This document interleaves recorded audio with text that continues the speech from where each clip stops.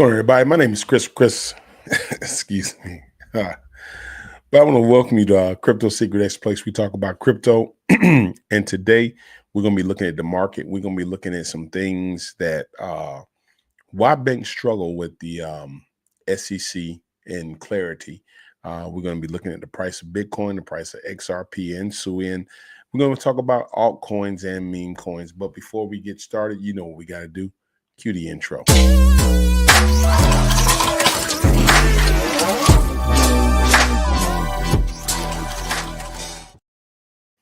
Well, today I wanted to bring you a different type of show to kind of talk about some of the things why when we get into the administration part of it and why it's so crucial to the future developments when it comes to cryptocurrency. But before we get started, make sure you hit that like and subscribe button. It helps the channel, helps the algorithm grow. But I think this will help out a lot of you newbies when it comes to the market and just what's going on with the market and why you need to be patient and understand that this is not the end of a bull run. We're just seeing a slight pullback, but you will see some things that transpire over the next few days as we approach the new year 2025 that would be very positive for cryptocurrency. And before we go any further, I do want to start by looking at the market and seeing where we are today. We did pick up a little bit more when it comes to the Bitcoin dominance, even though Bitcoin is down a little bit, but down is according to, I guess, when you bought it. So let's go ahead and look at the price chart. Let's look at our top 100. As we get into our top 100 here today, let me see here. Let's see, I want to get this over. I always have to move my boxes around here. There we go. All right. We see where the fear and greed has went up about 1 point. Yesterday was at 53, still at 54, quite neutral, which is understandable. Again, people seeing some pullback. I think this is just some industry. Big buyers selling off again, but Bitcoin dominance is still at 56.55. We did pick up 1% on Ethereum at 12.30. We look at the prices. Bitcoin is sitting again at 94,828. Still, great price, I think, to buy. Ethereum sitting at 33.90. XRP at 217 and holding strong right there. BNB is at 709. Let's go to Solana. Solana is up. Was at 188, now to 195. Still, I think is a good buy. Dogecoin 32 cent. Cardano 90 cent now. Was it 88 cent, 90 cent? So if you were doing some type of swing trading there, back and forth right now, you probably made a little bit depending on how much you put in. AVAX still at 36.81. Let's go down to SUI 417. I still think is a good buy. Now just went 418. Hedera at 28 cent. Stellar Lumen is at 34 cent. We scroll on down here. Pepe down on the 7-day at 3.34, but at 00. Let's see, 1, 2, 3, 4 zeros, 186. Down 2.13. Litecoin sitting at $100. Avi at 337. Man, I was talking about Avi a while back, but now still sitting at 337. Mantle at 122. Polygon Matic 48. Scrolling down. Render at 706. Still down about $1. Market cap still sitting at 3.6 billion. Let's come on down here. Filecoin at 511. OKB 50.92. Casper still sitting at 11 cent. Hasn't really moved. I don't know what's going on with Casper. I am really, really, really, really disappointed when it comes to Casper. Let's go down. Let's check out that famous. I don't even see it in the top 10. What's going on? I mean, the top 100. I know it's somewhere in here. Golly. I was looking for ICP. Man, I don't even see IC. Is ICP falling out of the top 100? You got to be kidding me. Oh, there it is. $10.30. Again, we got to do something. ICP, I still have about 100 plus of ICP. just hasn't really been moving, hasn't been doing anything really much there. Now let's go over to some lower cap coins that I was telling you about. Let's look at, even though the market was down, there's a couple of them I mentioned to you in the last video. I'm going to check out a symbol and just see how well a symbol did here. Did we get a pullback? Did we get up?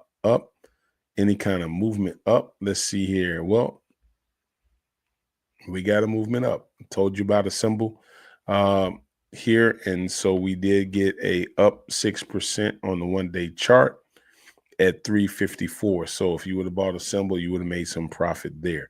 Let's look at Access, another one that I told you guys. Access Protocol. I told you, take a look at it and see what you thought there. Did I spell that right? Let's see here. Access Protocol. Let's see if we can get that in here. There we go. Where is Access Protocol? It's down 33% on the day. So we did get a little down pull on Access. We did get a little spike up here. I didn't look at the day before, but we get a little spike, then we get a little down. So currently it's the market cap still at 74.22 million. So we did get a little slight movement up there. All-time high was sitting at 2 cents, now sitting at 109. So somewhat approaching, getting close to its all-time high. So remember, Access Protocol and a symbol AI with some low cap gems that I was telling you about. Now, let's look at I want to talk to you a little bit about the SEC and the end of the year, the end review. I was just reading that early this morning and just kind of going over some things to kind of see what transpired there. And so here's what I want to do. When it comes to XRP, when it comes to any cryptocurrency, and we wondering why we still have not seen that big plunge. Wow, you hear a lot of crypto YouTubers and various people talk about waiting and being patient with the new current administration that will be coming in, which having a new SEC chair. And so I want to pull this article right here for you and kind of shed some light on this to those of you who are new, just coming in, may not understand what we are talking about. But this article right here, the SEC year-end review introduction, and this talks about marks the final year of Gary Gensler term as chair of SEC. The Gensler SEC began an aggressive on both enforcement and rulemaking fronts. In response to financial industries fought back sometimes unprecedented ways, including through legal challenges to the SEC rulemaking of enforcement programs. While questions remains about SEC will prioritize on the leadership, presuming incoming chair Paul Atkins seems likely that many of the chair Gensler's enforcement priorities will be rolled back in the coming years. We can expect, for example, near the end of the SEC's year-long off-channel communication suite, and the Gensler SEC intense focus on the crypto industry will very likely shift significantly under Chair Atkins. And so this is what we're talking about. We'll provide this is going to provide you an overview of the SEC enforcement program in 2024 and the end of with additional thoughts on how the agency enforcement priorities will likely change in 2025 and beyond. Measure the number of matters 2024 saw a decline in enforcement activities in the SEC. And so the agency brought 583 enforcement actions in the fiscal year 2024 compared to 784 actions in 2023, a 26% decrease.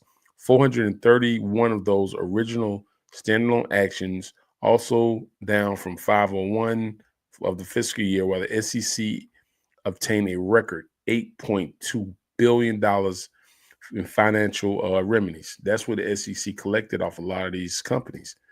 Over half of the amount attributed to single matter in a $4.5 billion judgment against crypto project, Terraform Labs, and its founder, Do Kwon. Despite the lower number of fiscal year, Gensler SEC provided no less interest enforcement, with the SEC asserting itself in new areas like artificial intelligence. They were fighting that AI continued to focus on areas like cryptocurrency and enforcements on marketing rules. And so I want to kind of break this down to you and show you some of the things that they were doing and why it was so hard for a lot of cryptocurrencies under the Gensler uh, regime. And so I want to scroll down here to this one part. It's a lot here. You can read it. I can actually put the entire article in our comment section so you can see it. But I wanted to come down to the crypto part. And the SEC continued an intense scrutiny of the crypto industry. It did not make the same waves in 2024 in its enforcement cases and in prior years. For example, when it charged Coinbase, the largest U.S. crypto trading platform, with operating an unregistered security exchange. Some of most profile SEC crypto enforcements, for example, against decentralized trading platforms, Uniswap Labs, which announced that they received a Wells notice in April and have not been brought to date, though a few weeks still remain in Gensler's administration. Some of the SEC noteworthy crypto enforcement cases settled charges against Barnbridge DAO, a proposedly decentralized autonomous organization, for allegedly failing to register in its offerings of securities. Then there's another one, the SEC charged Silvergate Capital on the foreign exchange, misleading investors on the strength of the bank secrecy. They had the FTX collapse. That was another one. Then you had the SEC obtain an important victory in the first ever crypto trial against Terraform Labs, which they got that $4 billion. Then the SEC also continued to target fraud in cryptocurrency. In January, for example, the SEC charged 2 individuals in their involvement in the alleged fraudulent crypto assets pyramid scheme known as Hyperverse, and everybody knows about that. They raised more than 1.7 billion. Investors worldwide. AI washing, more recent areas focus SEC has been so-called AI washing. They basically the SEC of Investors Education Advocacy issued a joint alert with the North American Securities Administration and the FINRA, warning investors to increase in investment frauds involving purpose using AI or other emerging technologies. So the cybersecurity, the SEC had lost a high-profile litigation against SolarWinds and its former chief security officer, Cisco. The case first is where the SEC charged and involved allegations. So as you can see here, that the SEC had a strong stance against cryptocurrency. They basically said that buyers were actually being frauded out of money. Even though when it comes to cryptocurrency, a lot of people were just basically saying we're investing in crypto because we choose to. And we have to understand at that time, they were kind of looking at like the freedom of being able to go to Las Vegas. I'll be honest with you. People know that when they go to Las Vegas, it's a possibility they can win. It's a possibility they can lose. And they were just saying most adults felt like they didn't need anybody to police them. But there were some things that needed to be cleared up. While cryptocurrency came and sat down before the SEC chair, Congress, to ask for, can you please give us some type of clarity? Because the form of what they used was what they call the Howey test. Now, when you talk about the Howey test, I'm going to break this down to you so you can get a little bit of understanding of what the Howey test was all about. And so I want to preface that by talking to you when you kept hearing the word unregistered transactions. So securities must be registered. And these are just some notes that I wanted to give to you. Most securities like stocks, bonds, Certain crypto assets must be registered with the SEC to ensure full disclosure and relevant information protecting the investor. They offer a sale without registration if securities are sold and offered without filing a required registration statements. The disclosure in the financial operations, the transaction is considered an unregistered unless exempt. Exemption to the registration came in a couple of things. That was one, private placement, which securities sold to a limited number of sophisticated or institutional investors under what they call the Regulation D. Then they had a interstate offering securities, which was sold under the rule 147-147A. Registered offerings offering up to 75 million with lighter disclosure requirements. They also had crowdfunding securities sold under the regulation crowdfunding. So they had that. And then you had the rule 144 for sales, which resales are restricted and controlled with the under the securities meeting a specific criteria. So unregistered crypto transactions, the SEC, what it was is if a digital asset function as an investment contract under the Howey test, it may be considered a security. Such selling such assets without proper registration or exemption considered unregistered.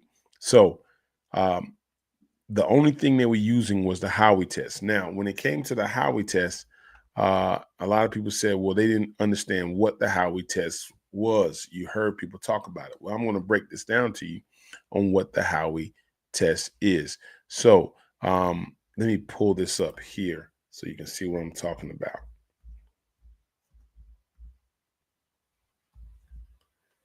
The Howey test. Okay. So the Howey test was always what was used to determine whether a cryptocurrency was a registered security. And this is where a lot of people struggle. So I'm going to pull this up here so you can see what I'm talking about. Let me see if I can pull that up a little bigger there. Let's see. Okay, I'm going to share my screen with you here. And let's get this in here. There we go. Okay, let's look at this right here. What is the Howey test? Okay, so when we talk about the Howey test basically is a legal standard established by the U.S.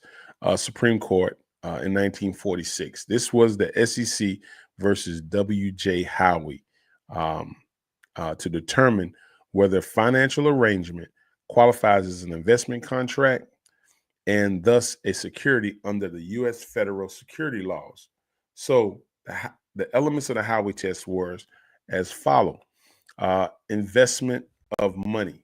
Now, when you talk about the investment of money, there is an investment of money of other assets, cryptocurrency, property, labor by the participant. Okay. 2, in a common enterprise, the investor funds are pooled together or otherwise independent, creating a common enterprise where, good morning there, Crypto Camo. Hope everything going pretty good there for you. But the investor funds are pooled together, otherwise independent, creating a common enterprise where the fortunes of all investors are linked to the success of the business or the project. Okay. Then you had number 3. Number 3 was the expectations of profit. This was investors enter the arrangement with a reasonable expectation of earning profits or returns, including capital, appreciation, or dividends. And number 4 was from the efforts of others, the success of the investment is primarily reliant on the efforts of a promoter, third party, or management team rather than investors' own efforts.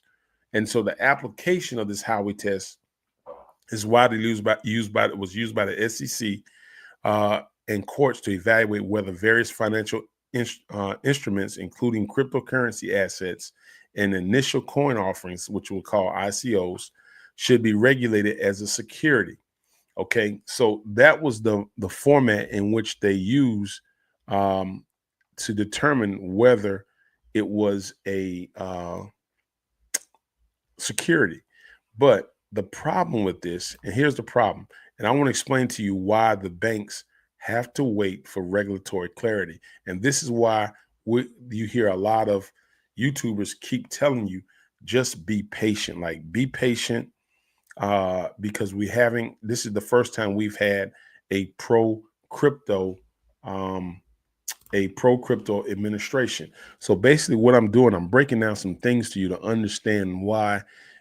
I just want you to be patient with this. And here's the thing: whether you're Democrat, whether you're Republican, whether you're liberal, conservative, I don't give a crap about what that part. This video, I am basically breaking down to you some things that what I want you to understand is why crypto investors were so adamant about getting a pro crypto administration in place. Uh, I think one of the things what you saw is cryptocurrency was able to not only pull um, a group of Americans together under one common goal. I know people have a lot of other concerns, but what I'm basically telling you is that we have been investing in crypto for over 4 to 5 years, and in 4 to 5 years there has not been any clarity. What I laid down for you was the first case of this is where the SEC stood against that, and because the SEC won a $4.5 billion lawsuit against Terraforma, I hope I'm saying that right, Labs, 4.5 billion. Um, Banks weren't going to touch cryptocurrency because there was no clear clarity in the Howey test. And I'm going to show you the gray areas and why banks struggle with this. And because of that, XRP, which wants to be a take on Swift, which wants to be competition with Swift, okay, here's where they struggle with trying to get banks in America to fully adopt it. But some banks kind of, you know, was there, but then when the SEC came up against it, then it was kind of like, yo, we may have to back off. We may partner with you, but they had to wait. That's why that case was so important. And so, but I'm gonna go on a little bit more because I want you to get understanding of this. I want to bring you up to speed on the Howey test, what's going on, and why you see so many crypto investors. Why that whichever presidential candidate addressed the crypto currency community was going to win it over. If they just stood, because here's the thing, we needed the clarity. Without the clarity, we would probably be sitting in a bear market for the next 4 years, to be honest with you. If Gensler would have been in the house, it would have been hard for cryptocurrency.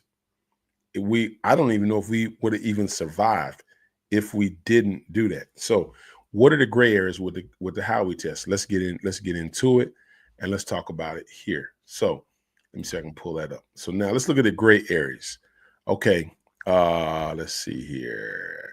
The gray areas of the Howey test, basically it lied in the application to modern financial products, particularly cryptocurrency and digital tokens. Okay. So here's what happens. And other innovative financial instruments, the ambiguity creates challenges for banks, crypto projects, and other financial institutions as they attempted to navigate whether their offerings are subject to U.S. laws and scrutiny. So here are some of the key gray areas. Number one was common enterprise. Okay, the ambiguity. So the definition of common enterprise, I want to break and explain that to you. Common enterprise is not explicitly clear in the law. Courts have often applied one or two interpretations. So it wasn't clear. Number one, they had a horizontal commodity, and number two, they had a vertical commodity. So what do I mean by horizontal commodity? Funds from multiple investors are pooled together and their fortunes rise and fall together. Okay. Number two, the vertical commodity was investors' profits depends on the efforts of the promoter or third party, even if the funds are not pooled.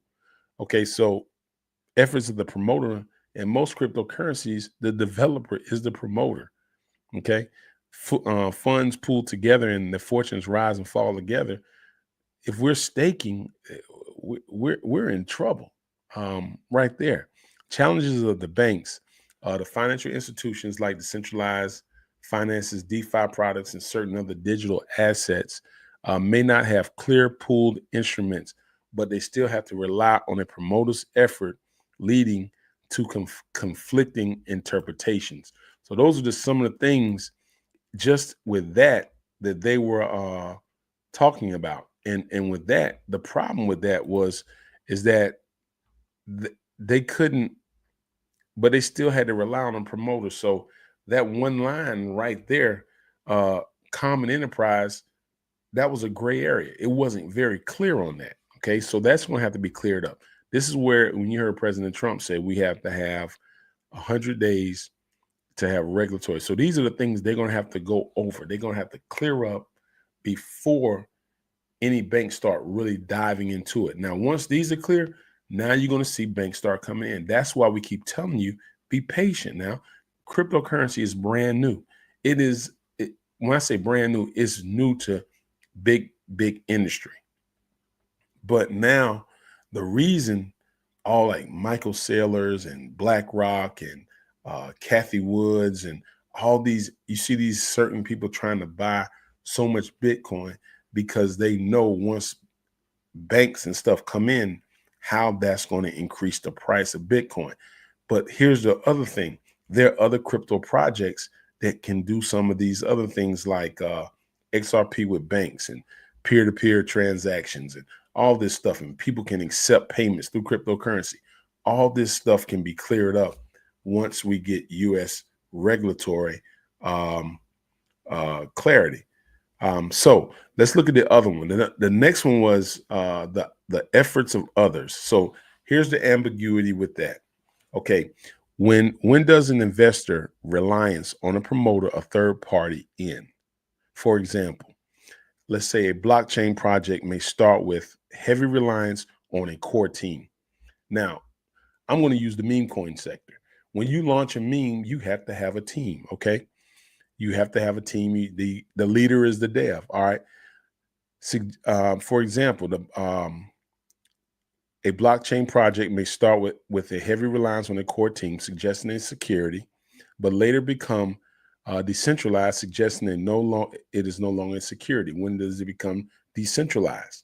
Okay, it's centralized if the promoter buys a significant amount. Okay, and they own a significant amount, and then they must get out and promote it.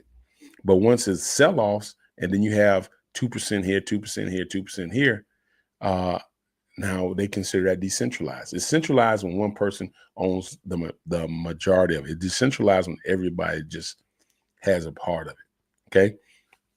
The challenge for banks here: if a cryptocurrency begins centralized, like just what I just told you, centralized, but the transactions to decentralization, when does the case? When does it cease to be a security? Banks needed clarity to handle these assets appropriately. So, number two, efforts of others. So now you have a struggle there because anything when you first start off, it starts off centralized. But the more you have sell off, the more you have, uh, you know, acquisition of that particular coin by others. Okay, when do we actually clarify this as not being a security? We need clarity on this. They kept telling us the how we test supplies. And these are the questions they kept asking, and they could not get answers. So if a bank sees where you just won a $4.2 billion case against Tefera, I hope I'm saying that name right, Labs, they're not going to put themselves under that type of scrutiny. Then you just saw the fall of FTX. This all happened, in the last couple of years. And then you saw a bank just go under. So it's like, man, we can't touch this. We really can't touch this. XRP, you're in court with the SEC. If they win this case, you're in trouble. But then we saw other people. Then they started bringing allegations against Coinbase, one of the largest platforms.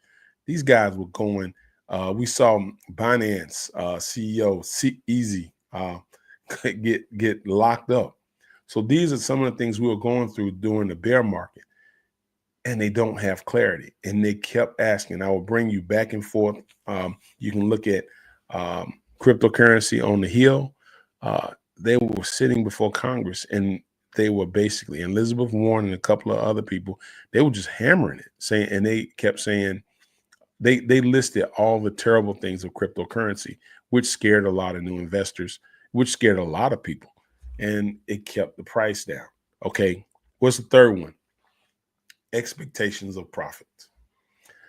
Ambiguity here. Not all purchases of an asset are seeking profits. For example, some buyers of the tokens may use them for access to services or platforms rather than an investment. The challenge for banks here was that banks may find it hard to determine the intent of token holders, especially when the same token is used for both speculative investment and utility purposes. Okay, some of us are buying XRP because we want to make money. Banks are buying XRP what? To be able to exchange across the globe. But what is the motive of that? Like, we needed clarity on that to understand, okay, we have to break this down because we're buying this token to do this. They're buying this token because with the hopes of it going up. The United States says we want to buy $15 billion of Bitcoin as a reserve. Okay, as a reserve. Joe over here wants to buy Bitcoin because I wanted to go up so I can make some cash. We need clarity on that. There's no clarity. You see, these are just questions that banks kept but cryptocurrency said we need this clarity because the people we're trying to make deals with, they don't have any clarity, and they're asking us these questions and we don't know how to answer that. We don't know. So we're going off of the blind, just doing things without clarity. And then when we do something, you come and slap us on the hand and say, that's not what you should, but just tell us. Well, tell us what we can do. And they wouldn't do it. So that's like a setup. Then number 4, you had the hybrid products. So what is the ambiguity here? Many modern financial products combine characteristics of traditional securities and other assets classes. For example, some stable coins or tokens may generate yield via staking or lending. Okay. So when we started staking on Sui, you can stake your meme coins and earn more meme coins. That's what I'm talking about. Staking into liquidity, blurring the lines between security and non-security. Okay. So if I stake my tokens in this pool, my intentions may be, I want to earn more of that. I want to make more money. Over here, I may be staking it not to earn money, but to increase the liquidity. I don't even care if I lose it. But it's so many other things here. The challenge for banks is the hybrid models. It makes it unclear how to categorize and report such assets. How do we report this? Okay, if we buy your cryptocurrency and we stake it over here, how do we report that? There's no clarity. None. So how can we touch that? This is just some of the things that, and I've given you 4 things right now based on the how, and this is just the questions within the Howey test.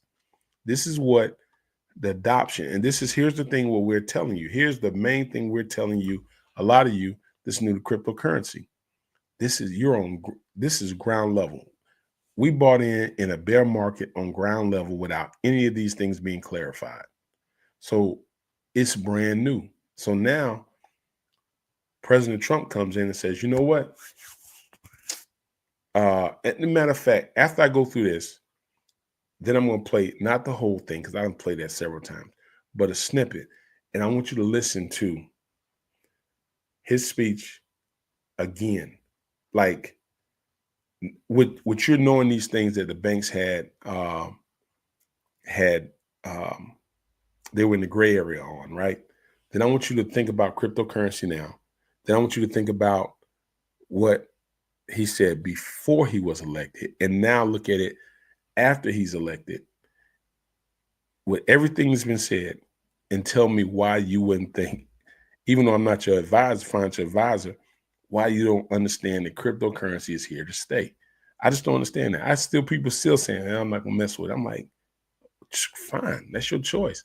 But I can't believe that. So now here we go. Number 5, decentralized autonomous organization. That's what they call the DAOs. Okay, decentralized autonomous organizations. Okay, what's going on here? Ambiguity. The DAOs are communities-driven entities with no centralized management. However, initial contributors or developers may still play critical roles in the project's success. Bitcoin. There is no centralized management, but you see people fighting to acquire more and more Bitcoin. If you own the majority of it, you become the boss of it. But the thing about it is the price is so high that it's like gold. Just think about it like when they were really getting gold. The banks wanted gold to back the dollar. That's what the Reserve, they wanted gold to back the dollar. Okay. And so you didn't just print money, but you had to have gold to back it. When you just print money, that's when you get the inflation. Okay, now let's look at this. The entity's centralized manner. However, the initial contributors, developers may still play a critical role. We talked about that. Now, here's the challenges for the banks. If a bank interacts with a DAO, they face uncertainty about whether the DAO's issued tokens fall under security regulation. Let me make that clear. Okay, DAOs are commodity-driven entities with no centralized management. They don't have a boss. They don't have one person that owns it all. Okay, there's nobody you call. Nobody. All right. But if the bank interacts with a DAO, but let me explain this to you. But the initial contributors and developers may still play a critical role in the project's success because each person may still hold a significant amount. Okay, equal. So that means if I got 30 people and they all own 30 million of a particular token, and there's no main person that owns it all, they still play a vital role in that developed success. Hence, let me break it down to you. We're using meme coins. When a meme coin is launched and you have 30 people that own 30 to 40 to 50 million of that token, that's not a developer's token. That is more like a DAO. You have several people that is not centralized, but they still hold a significant role in the success of that coin. If they sell it, they could cause a significant drop. DAOs. Okay.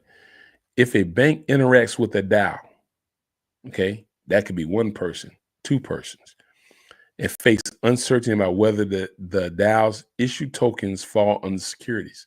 So if we interact with you and we get this particular token and it goes up for George over there, will George sell it and take the money, or will he hold it? Because he has a significant amount. We're just talking to the DAO. There's nobody that's over this.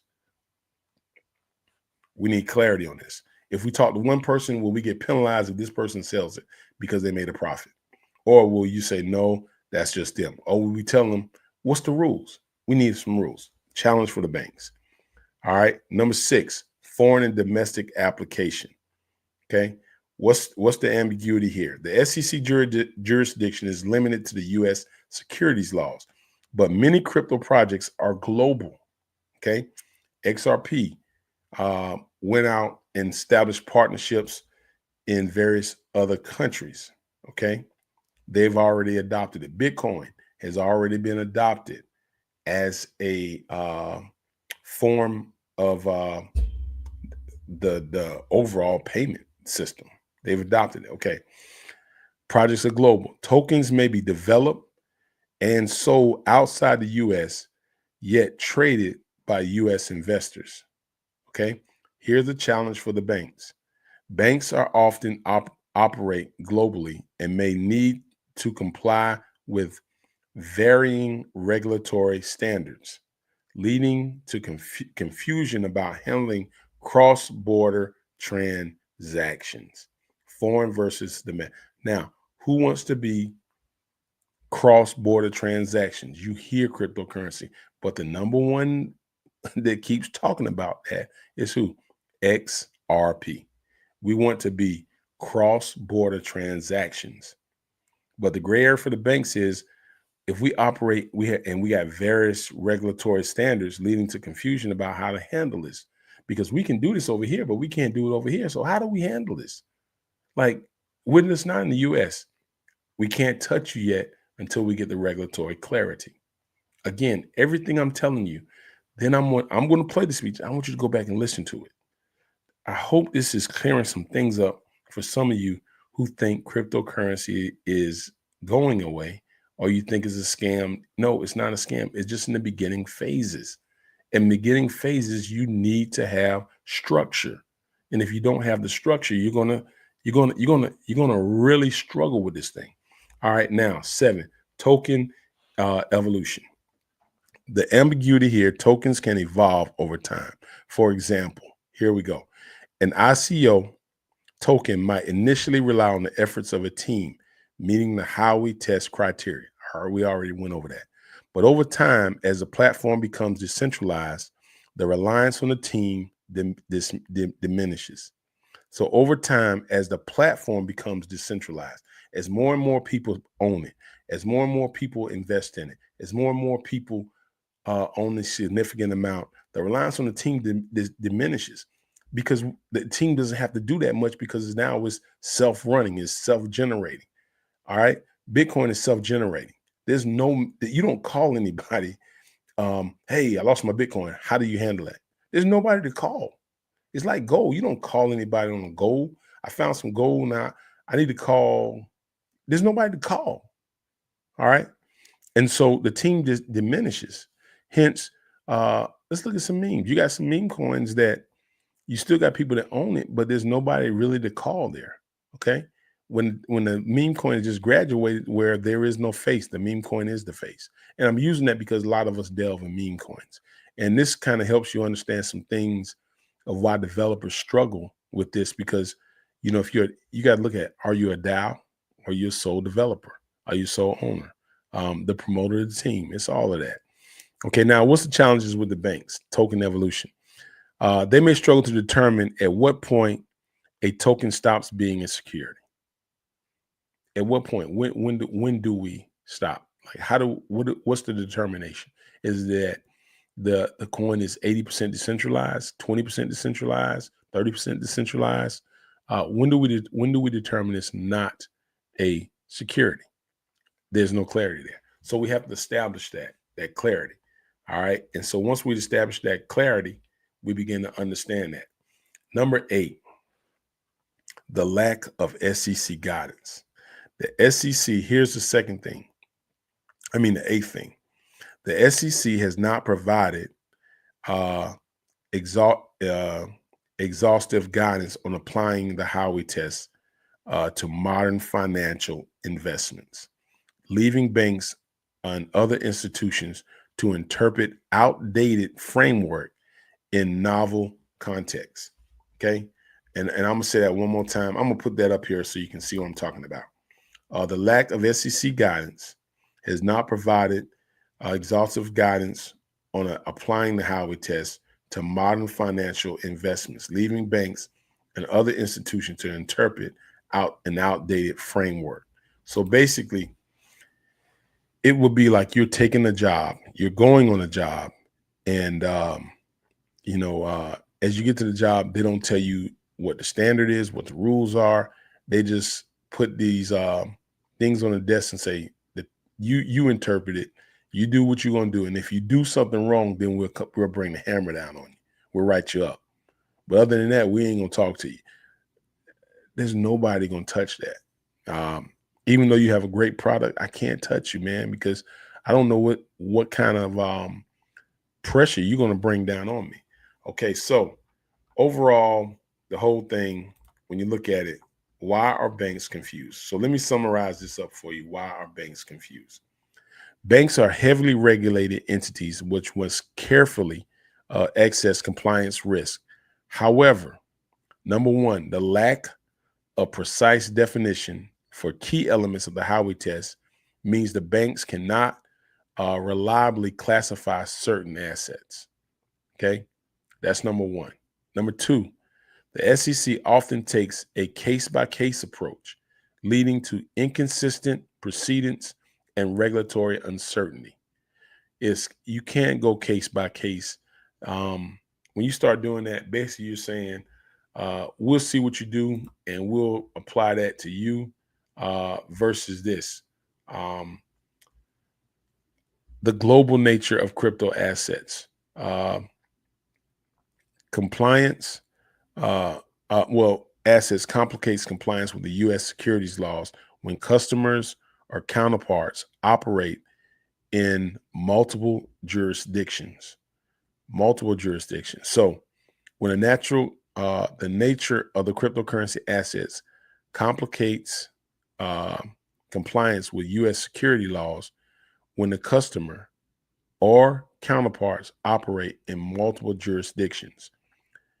The U.S., we operate in Canada, we operate in Dubai, all these different countries. There's no straight regulatory clarity. Okay. All right. So when it comes to that, all of that right there, what I went through, basically, and you can go back and review this.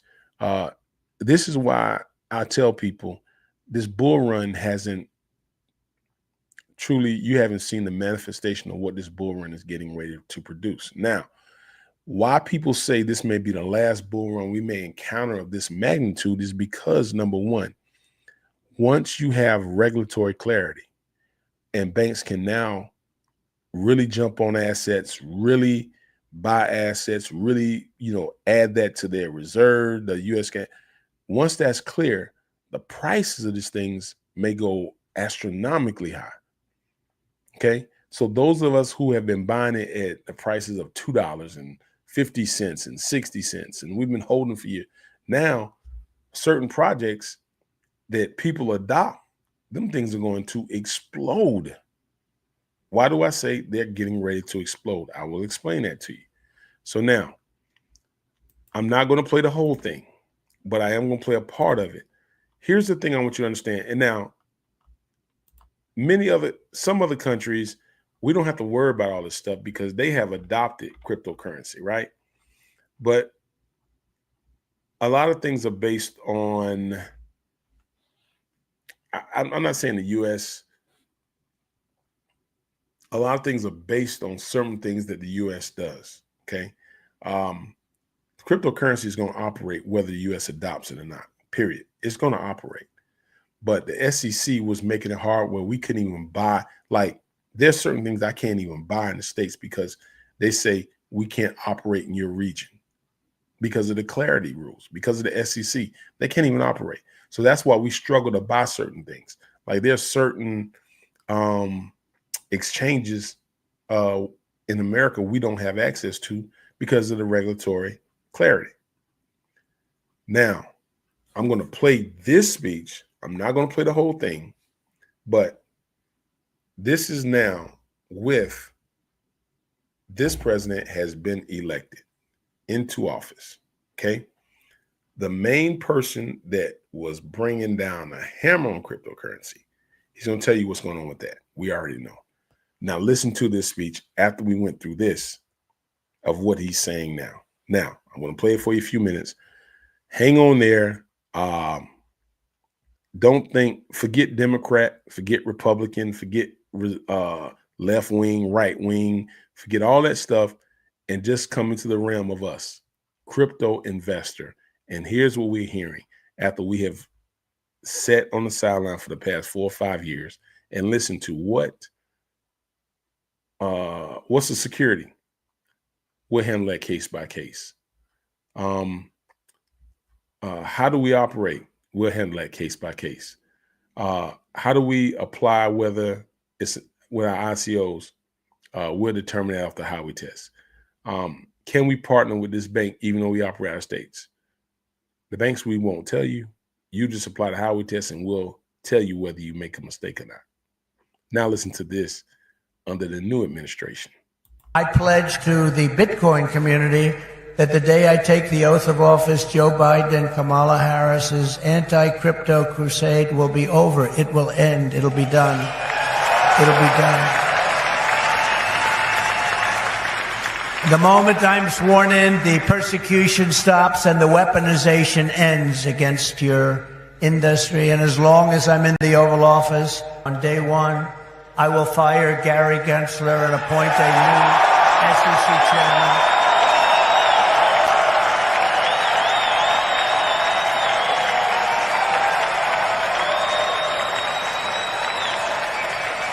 I didn't know he was that unpopular.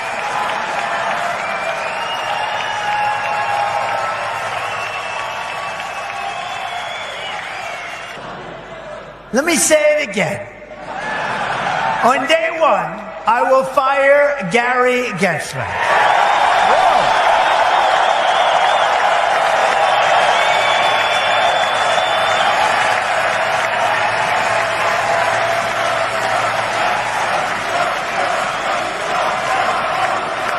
And no longer will your government sit by and watch as Bitcoin jobs and businesses flee to other countries because America's laws are too unclear and too tough and too angry and too stiff.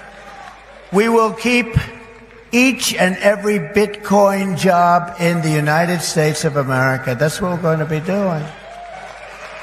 Upon taking office, I will immediately appoint a Bitcoin and Crypto Presidential Advisory Council. Would anybody like to be on that particular council? Please raise your hand.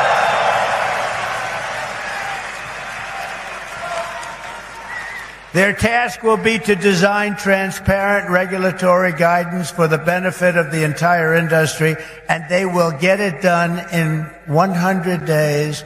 We will have regulations, but from now on, the rules will be written by people who love your industry, not hate your industry, people that want to make it clear and simple, straightforward and fair, people that want to see your industry thrive, not dive. Next, I will immediately order the Treasury Department and other federal agencies to cease and desist all steps necessary because, you know, there's a thing going on in your industry. They want to move the creation of a central bank digital currency. It's over. Forget it. CBDC. There will never be a CBDC while I'm president of the United States. Okay, now, so after hearing that, at that particular time, no, he was not elected. Now he is elected. So 100 days, we will have a Bitcoin advisory committee that will establish regulatory clarity for banks. What do you think banks are going to do? And why do you think these cryptocurrencies understand that this is a golden opportunity? Every cryptocurrency now understands they're hitting in a golden opportunity to make sure their product is ready to go. And that's why when I look at it, you look at things like Cardano, Solana, Ethereum, Sui, established cryptocurrencies that have, and older ones that have been around for a while, that have been battle tested, that may not be as brand like Chainlink. Now you're talking about AI with crypto. And so this sector now becomes quite unique. And on top of that, now you see why you have a lot of banks in various places buying, like Kathy Woods, and you see, and now you're hearing them talking about Bitcoin could go to $1 million, and it could go to 200. And at the first, I guarantee you, in the beginning, everybody was talking about this. Once Bitcoin hits $100,000, they're going to exit. They're going to completely get out of Bitcoin, and they're going to wait for the crash. But now, with this type of talk, now you're starting to start paying attention to what YouTubers are saying. They went from 100 and maybe 20,000 to now you're talking about a $200,000 Bitcoin. People are even saying it's going to get to $1 million Bitcoin. I have my own exit strategy because I know when I got in, but this is where people are excited about things. So you see the sell-off, I see it as opportunity. Now, the sell-off, you have retail people coming in. I told you in the beginning that there was going to be a sell-off right before President Trump gets ready to take office because retail people, they're still kind of nervous, but they always look for the cheap stuff, and then you got certain tokens that have coin unlocks. Like XRP has 1 billion a month coin unlocks. When you release coins into circulation, basically that kind of pulls the price down. But if the demand is still high, the price will continuously go up. Now, when we talk about coin unlocks, here's the main thing why when cryptocurrencies do coin locks, what that basically does, that protects the investor to where you don't have massive sell-offs. So let me use that in meme coin sector. And here's what I'm saying. Some of y'all on my channel understand because you buy memes on Pump Fund and all this, and I can use that as a really clear example of this. When you buy on Pump Fund, you don't have coin locks, okay? So you can buy as much as you want to. But as the price go up, there's nothing stopping you from selling it. You understand what I'm saying? So once one person sells, they kind of affects the whole entity of the project unless the developer buys a significant amount and then holds. If you're following me. But when you have coin locks, that protects the investors because now these coins are locked up and these people can't really sell them until they are released to them. And then when they're released or when they're released back, where they have that ability to sell it, then you have the price go down. But when Clarity comes in and now you have a coin that wants to be a global exchange, and I'm saying XRP because of this, now you have more banks that have to acquire this because they want to use it as a cross-border exchange. SWIFT has it right now. XRP wants to take the place of SWIFT. Told you that. They want to become the new coin that takes the place of that. But there are other cryptocurrencies. Not saying maybe banks may even get into doing their own cryptocurrency. There's a lot of things that can transpire on this. But right now, XRP has a lot on their platform. Now, Solana. We know about Solana. Case usage right now, Solana is big on memes. But there may be other things that come out with Solana that they're working on. They're partnering with Injective to work with AI. They're getting with partnership with that. That's something new. Sui, which has been a thorn in the side, I think, I would say, of Ethereum and Solana. And because Sui right now only has 2.7 billion in circulation, forget the 10 billion. They got 2.7, might be 2.8 now. They do have some form of coin unlock, but they're not going to release 10 billion on the market in the next month. So that's what I'm saying. Sui is also precedent to have a nice run up. So there are other tokens here that I think that we have to look at. Coinbase is under strict regulatory to list certain coins because they have to follow in certain rules and guidelines. Now, what can I do to the meme coin sector if there is more freedom for Coinbase to list coins? Okay.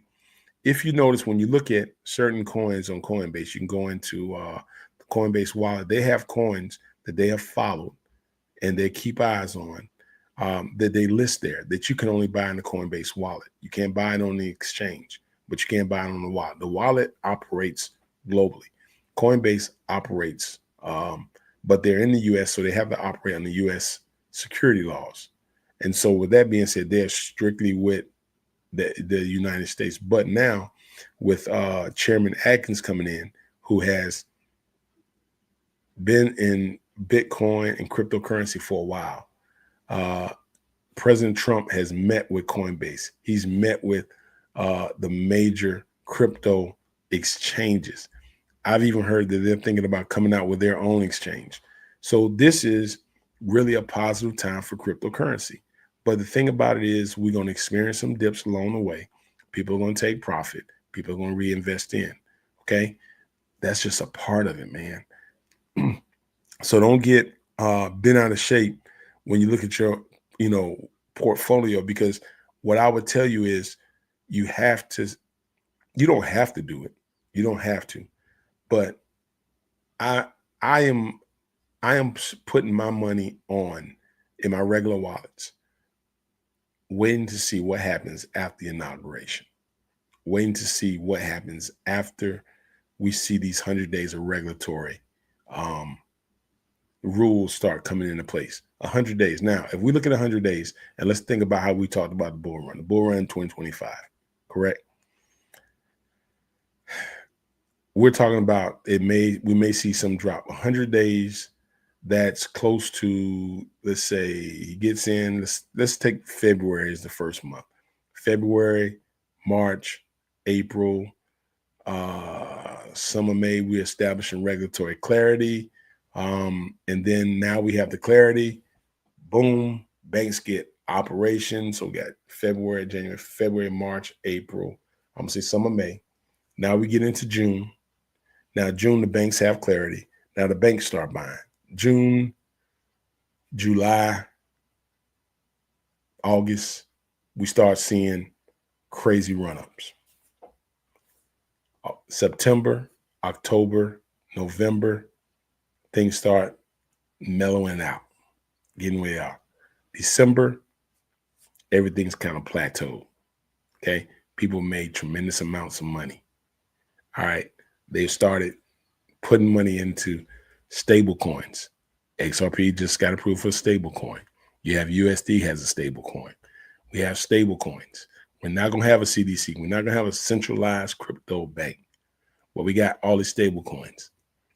Now, people who love memes have crazy capital coming back into what memes.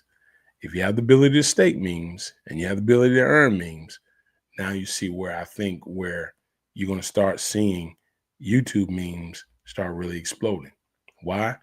Communities have been evolved. We have clarity on how things work. So if we notice and we kind of can see some of these things coming down the pipe, why not get in position with certain things? And you still have time to do this because we don't have things fully in place yet. So we're still kind of operating in a gray area with cryptocurrency. We still are, even though the gray area is full of hope now. It's not full of doom, despair, and FOMO. We just like fear, FUD, fear of the uncertainty. We don't have, but we have more of this type of fear of FOMO, fear of missing out because of what's coming down the pipe. Because I can tell you this, once banks in the US have clarity on how cryptocurrency can work in their system that has right now, let me show you this. And this is where I want you to look at right here. Now, we're looking at things, but we're looking at it from a different perspective. We're looking at it through different eyes. That right now has a market cap of $3.33 trillion market cap. All right, with a coin sitting right now at $1.8 trillion, with only 19.8 million in circulation. Okay. Ethereum has 120. With that limited amount, and banks understand, and we can add this to our reserve, and they're looking at it as digital gold, how high can Bitcoin really go? That's why you start to hear people start saying, I was at 100. I may up my ante a little bit now. XRP sitting at roughly 124 billion. You got Solana sitting at 93 billion. You got a stable USDC that's there right now in the USDC. The market cap, they got $43 billion. Okay. Cardano, 31. When they formed this crypto panel, I want you to look at who's in the top 10 of crypto. Bitcoin, We don't have nobody there.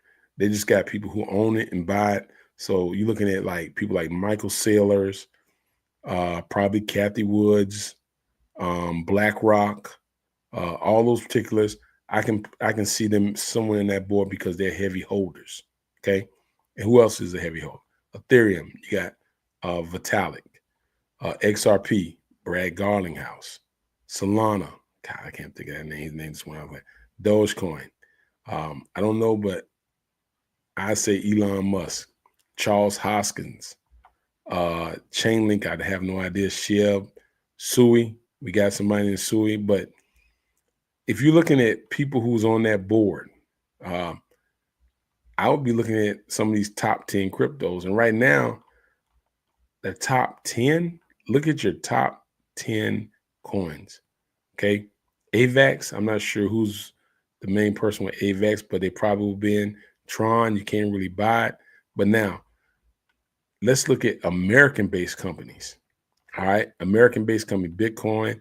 I know they're going to have somebody with Ethereum, XRP, Solana, Dogecoin, Cardano. Let's see. Man, I'm still scrolling. Oh, man. I believe I got to look at Litecoin here. But I'm just one of the ones I definitely know. Man, that's you see what I'm saying? Like when you start getting in there, you start scrolling down. Some of these are not Ondo. Pay attention to Ondo. I know banks that own Ondo. That's another one. Let's see here. I know Jasmine. That's not. Let's see. Gate, Tezos, no. Sandbox, no. Beam, Gala, no. Brett, no. Let's see. I'm just scrolling down. Jupiter Exchange, it may be somebody on there, and Radium. Let's see. Arweave, not really sure about that. But if you look at those coins and you start picking out, looking at it from that perspective, now you see who could be some of the major players. If I went at the top five coins right here, look at the top 5. Chainlink, definitely Chainlink. Put Chainlink in there. Let's go to the top 5. XRP, Ethereum, Bitcoin, Solana, Cardano. And I keep telling y'all, stop sleeping on Cardano now. I'm telling you. Stop sleeping on Cardano. So I keep telling you that. Dogecoin, Solana, XRP, Ethereum, Bitcoin. So I hope this helps you out a little bit. Those of you who are new, those of you who have been investing in it, I hope this creates a little hope in you to understand that, hey man, you know, we heading for some good times. We just got to be patient with it and realize that we're in some good territory here. Also, I want to let you know that I have linked my Pump Fund account. Those of you who want to follow that, because I had some people ask me. I know DGen is, that was a site, man. They wanted me to do projects all the time, but they went belly up. Just couldn't make enough money. But I have linked. You're only gonna see 2. Please do not mess with memes of color. They have probably 100 different coins people have made of that, duplicates. Okay. But if you want to follow me there, get notifications, anything like that, that link is in my bio. You can follow me on Pump Fund. It's not something that I'm going to put on my site here for us just talking about Pump Fund like that. But I did get on the deck screen. I showed y'all some things about that. But I really think YouTube memes are going to take off. So if you want to link with me on projects and all that stuff, it's not something I'm talking, but if you just want to jump in and just find out some things I'm doing, just follow me over there. But that's just it. I had some people asking me what my Pump Fund account, and everything for me is always the same thing, Crypto Secret X. All right. Now, there are some imitations there. But I will tell you, under my pump fund, there's only 2 coins: Memes of Color and TED. That's it. Only 2 there. If you want to follow me on the SUI Move Pump, you can follow me on the SUI Move Pump. Find about projects there. The only 2 there are TED and Looney. TED and Looney are there. On the SUI mainnet, the thing I like about SUI is the ability to stake. The thing about Pump Fund, like I said, those coins go fast, man. They sell fast, they go fast. But if you want to just follow me, I'm not gonna be over there carrying on 100,000 conversations. But if you just want to follow to be nosy and see what's going on, just follow me over there. All right. But anyway, I want to thank y'all for joining me there. Again, I hope this video clears up, number one, the Howey test, the optimism about cryptocurrency to come. Share this with some people who you know that's kind of like doubting or wondering about crypto. Share this video with them. Let them get a clearer understanding of what's going on. And I'll see you guys tomorrow, man. But anyway, like I always tell you, you'll never learn how to swim without jumping in, and you'll never climb a mountain without stumbling. This is Chris with Crypto Secret X. I am out.